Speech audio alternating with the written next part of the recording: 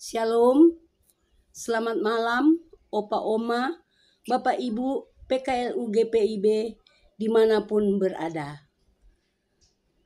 Salam jumpa dalam program saya dan PKLU GPIB membaca Alkitab. Saya Lisha Kando, Ketua PKLU Jemaat GPIB Yahya, Grogol, Jakarta Barat.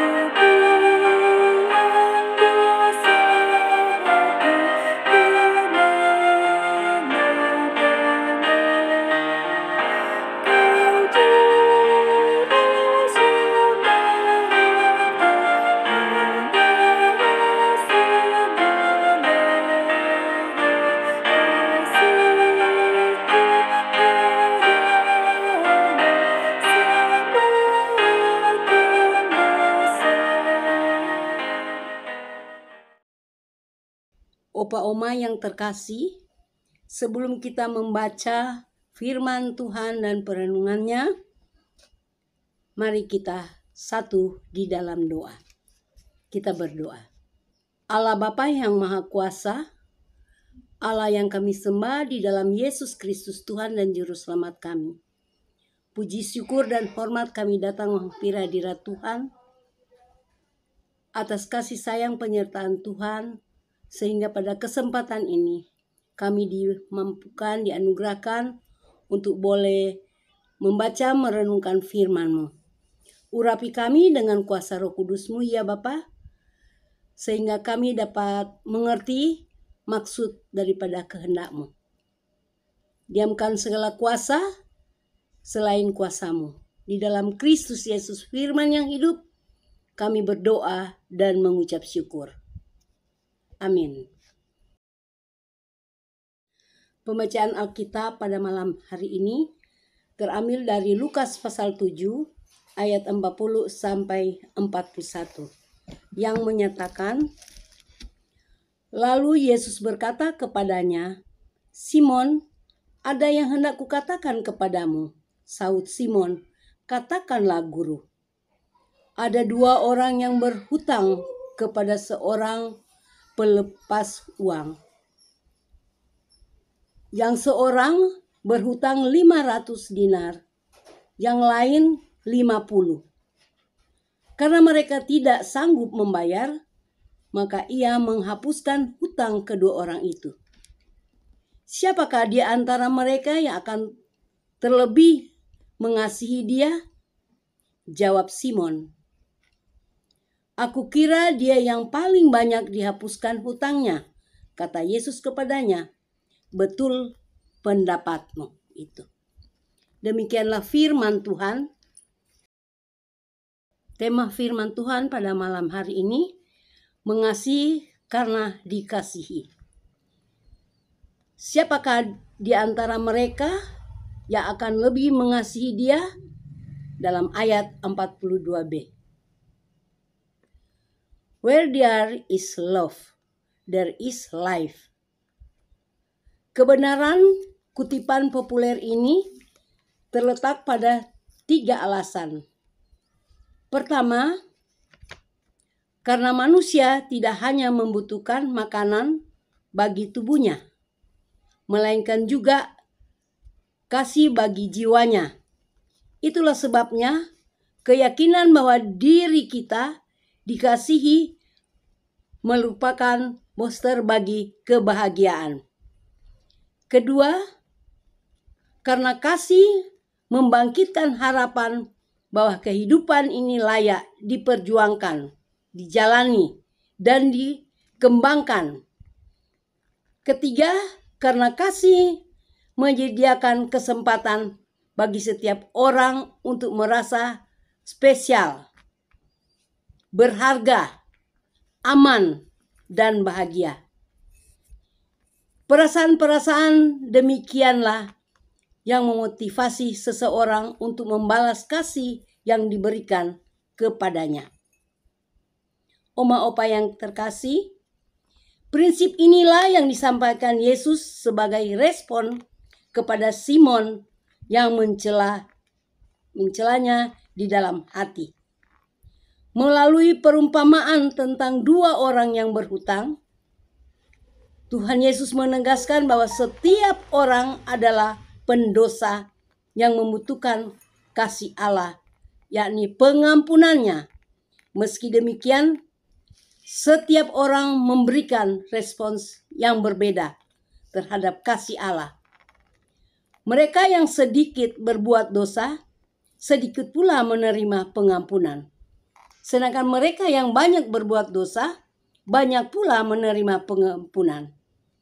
Inilah yang membuat mereka yang paling banyak dihapuskan dosanya menjadi pihak yang paling bersyukur dan mengasihi Allah. Perumpamaan Yesus sungguh telak.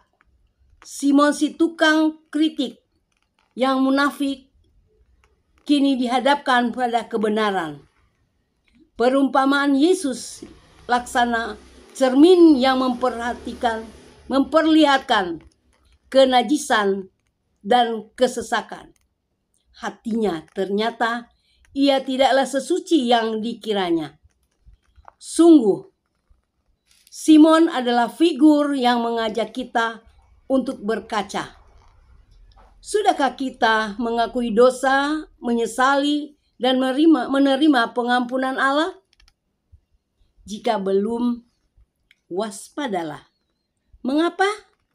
Karena virus Simon dapat menyakiti kita, yaitu virus kesombongan yang menghalangi kita untuk dikasihi dan mengasihi, baik Allah maupun manusia.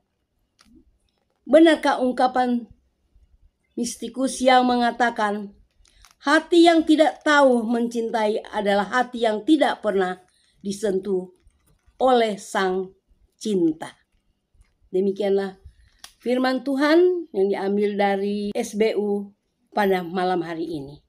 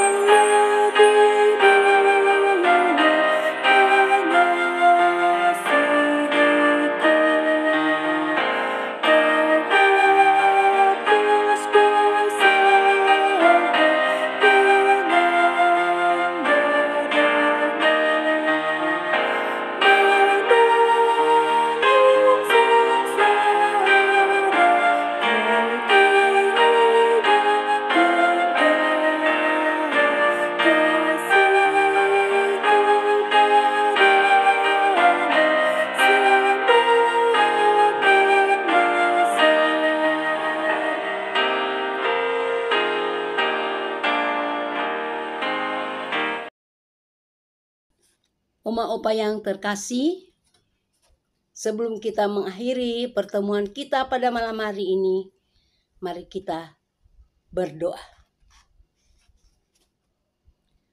Bapa yang Maha Kasih, kami kembali menghampiri hadirat-Mu ya Bapa. Kami mengucap syukur atas kasih sayang-Mu, penyertaan-Mu, sehingga kami dimampukan dapat membaca dan merenungkan firman-Mu. Biarlah firman Tuhan itu boleh menjadi kekuatan bagi kami semua, opa, oma, bapak, ibu, dimanapun berada. Biarlah firman Tuhan itu menjadi pelita bagi kaki kami dan terang pada jalan kehidupan kami. Mampukan kami boleh dapat menjalankan firman dan kehendak-Mu di setiap langkah hidup kami. Terima kasih Tuhan Yesus. Pada kesempatan ini kami mau berdoa untuk Dewan PKLU dengan setiap program-programnya dan setiap pengurus PKLU. Engkau berkati mereka Tuhan, sehingga boleh dinyatakan akan kasih dan kuasa-Nya untuk kami semua opa dan oma. Berkati kesehatan opa dan oma, bapak ibu, dimanapun mereka berada Tuhan.